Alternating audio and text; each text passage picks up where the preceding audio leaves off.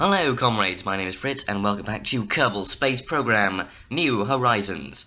Today we are going to launch this tiny moon rocket to check out some anomalous signals from the surface of the moon. Definitely not unlike any Stanley Kubrick thriller from the 60s. And then we're going to cut back to the Gilly mission, but in the meantime, 5, 4, 3, 2, 1. Ignition sequence start. We have liftoff.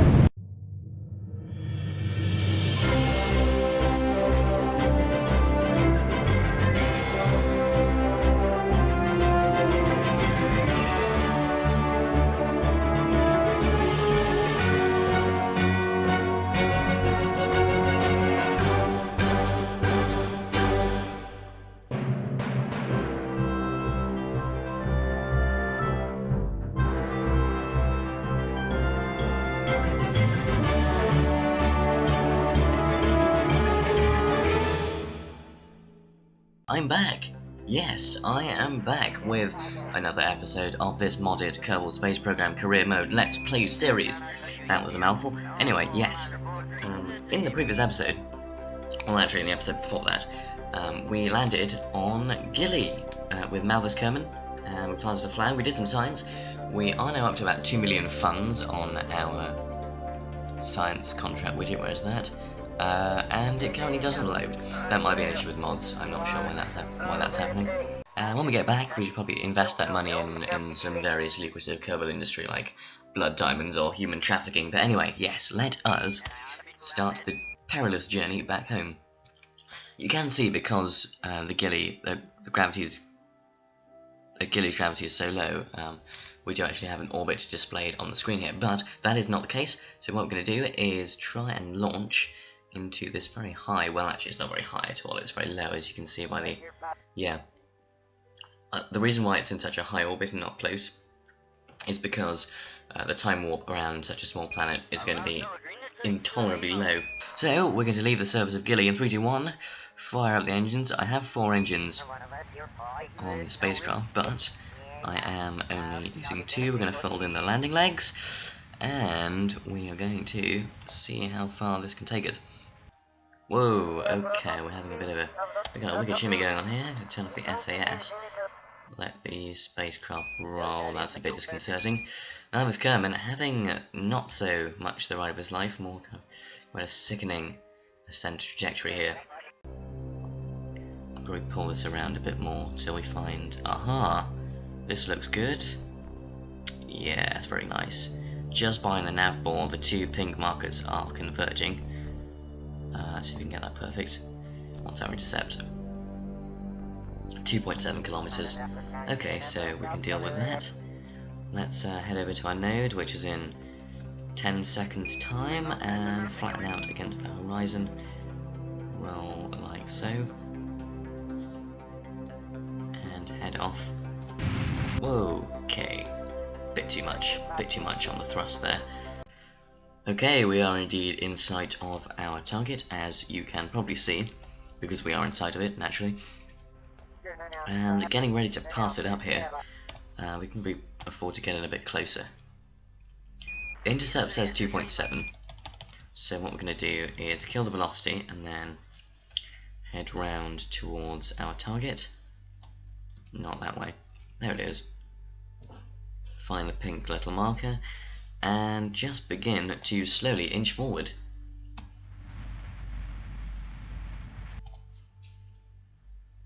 Like that, possibly? No, not quite like that, as it happens. Okay, we can always sort that out once we get in close. Here comes our space tug. 50 meters, 40 meters, 3 meters a second. We're back in orbit. This is good. I like this. I like this a lot. Whoa, okay, right. What we can probably do now is set the docking port as our target and head to the magneton to boom. Excellent. Right. Into dock. Right. What we can do now is probably... do I have a docking camera? How do I activate it? Ah, yes. I know how to activate it. I haven't played this game for quite a while. Where are we doing? What are we doing, rather? Okay, can we... Yes, here we go. Move the spacecraft like this. Come on. Beautiful. Move that into position. Hey, hey, hey. Look at me. Moving into dock now. Moving into dock. God, I wish I had lights. That would make things quite a bit easier. Where are we heading? Oh dear. Okay. I've got things a bit wrong here. This is fine. Let's move everything over like that. And then swizzle. Oh dear. No, swizzle around. Have we collided with it? Yes, as it happens. Okay, well... wait for that to take its course, can we? Is this a thing? That's not good. Right, well... That is interesting. Okay, can we back away? Yes! Excellent, I was worried there that we might have encountered a bit of a glitch. And you use the engine. The red glow from the nuclear hot rocket's particles effects is doing its job. I'm going to turn off the RCS just to conserve some fuel, propellant fuel that is. And yes, right.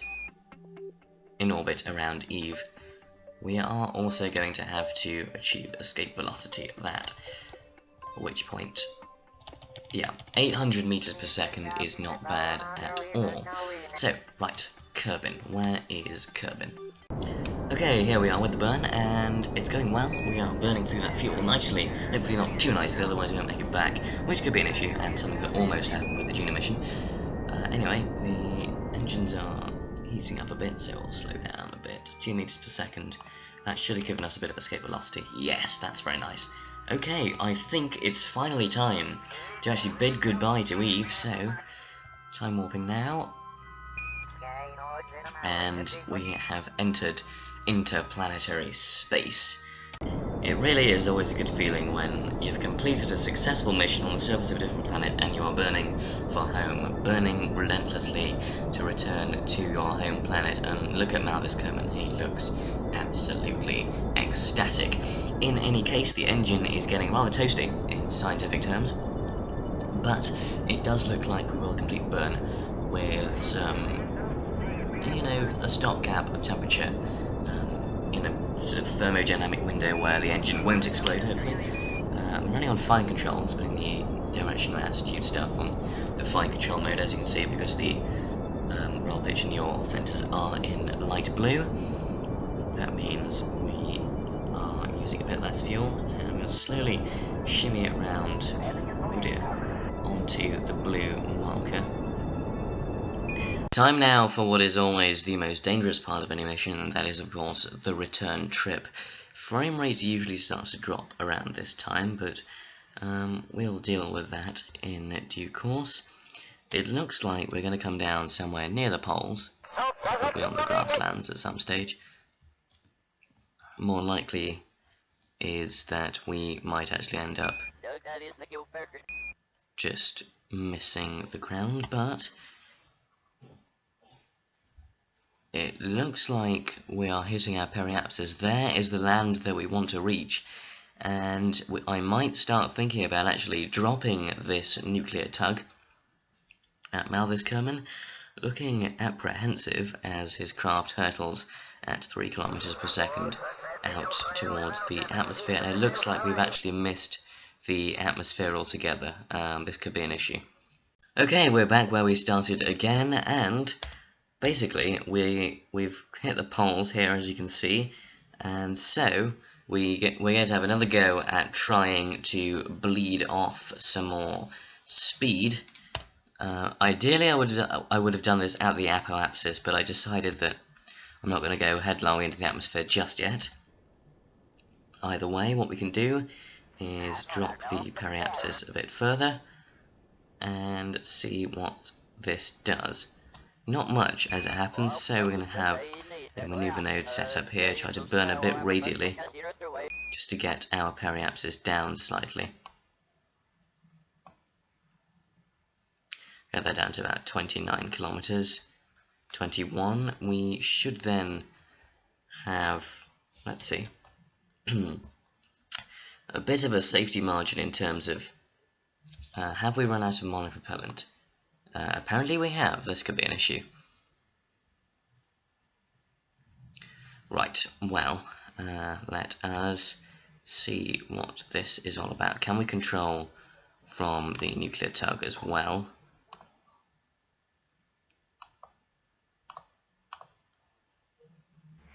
Ah, yes, of course, we are now thrusting downwards.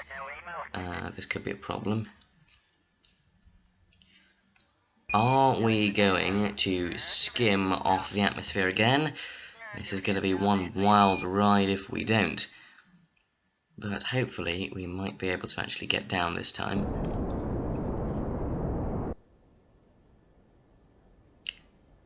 And there goes the periapsis, dropping quite nicely.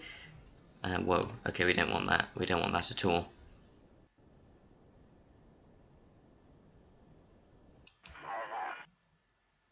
Right, we're having a bit of trouble control-wise here.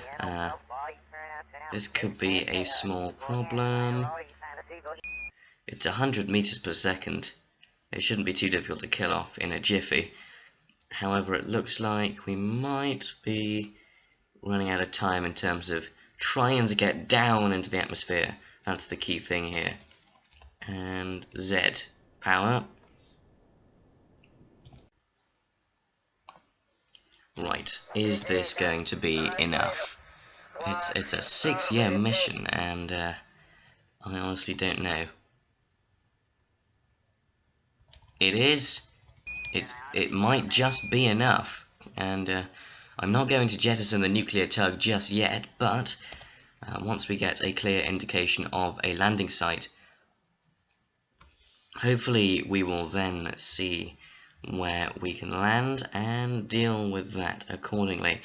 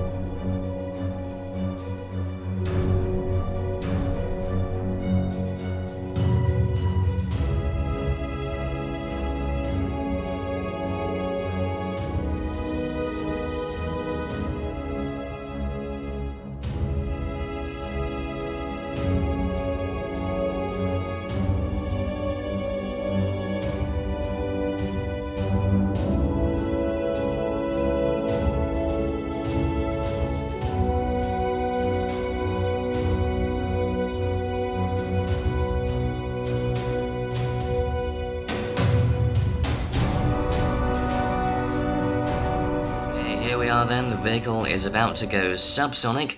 Melvis Kerman has made it through the perilous re-entry and is now gently, I say gently, it's mostly gently, it's kind of wobbly and a bit scary, but you know, he made it. In any case, what we're going to do is turn on the SAS again and point in a vaguely retrograde direction and try and fire up the engines again. I'm going to have to remember which ones are full of fuel and which ones aren't. You can see the nuclear tug way over there in the distance. That is no longer fit for purpose. What I'm going to do is activate the engine. That still obviously has fuel in it. Once again, I'm going to activate this one, the opposite engine. We don't want any mass imbalance. It's alright, there's a different amount of fuel in each, but we won't be needing that much fuel anyway, just to mitigate the speed of the landing in its final moments and make sure we don't damage the landing legs. Okay, Shoot deployment. Off they pop. 130 meters per second. And Melvis Kerman has almost made it back safely to Kerbal. 800 meters above the ground, and that was a screen flash there, not sure what that was all about. Whoa, and that was quite a violent deployment. More violent than I was initially expecting. But nonetheless, 400 meters above the ground, and yes, we are moments from touching down to end the mission. It's been quite a successful mission. We did set out to do what we wanted to do and explore Gilly and transmit some science data back from the surface. And we are, of course, carrying all those important materials, bay samples with us. So we should be in for a good haul of data and maybe even funds at that.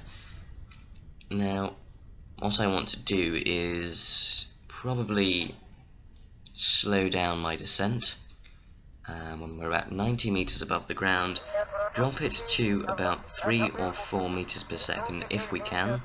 It's fine if it's not, as long as it's under 10 is the general rule of thumb for landing things in Kerbal Space Program.